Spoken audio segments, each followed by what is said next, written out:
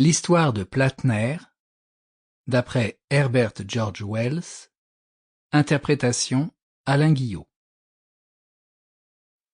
L'histoire de Platner est-elle digne de foi ou non? Voilà une jolie question pour un esprit critique.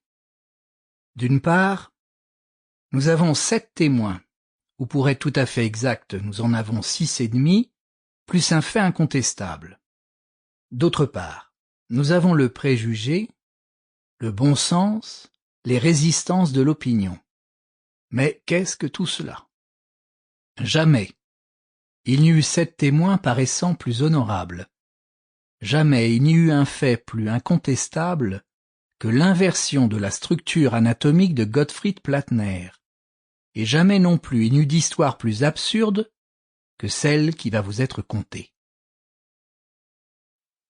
La partie la plus absurde de l'histoire est la contribution du digne Gottfried, car je le compte au nombre des 7 témoins, que le ciel me garde de donner, par amour de l'impartialité, des encouragements à la superstition, et d'en venir ainsi à partager le sort des patrons de Zapia.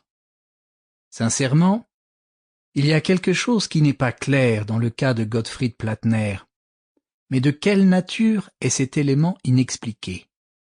J'en conviendrai tout aussi franchement, je n'en sais rien.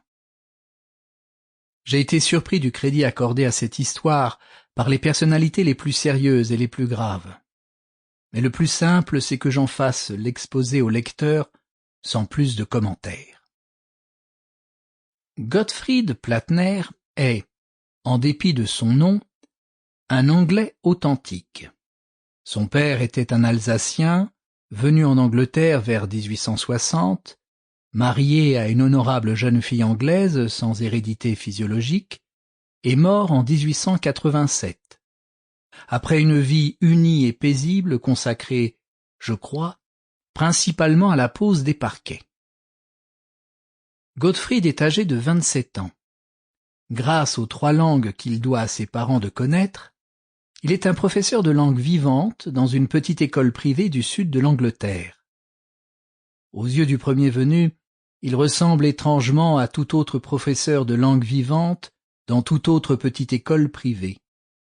Son costume n'est ni somptueux, ni à la mode, mais il n'est pas non plus d'un bon marché ou d'un aspect minable à le faire remarquer.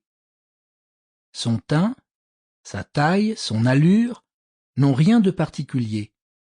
Vous observeriez peut-être que, comme chez la plupart des gens, sa figure n'est pas Sample complete. Ready to continue?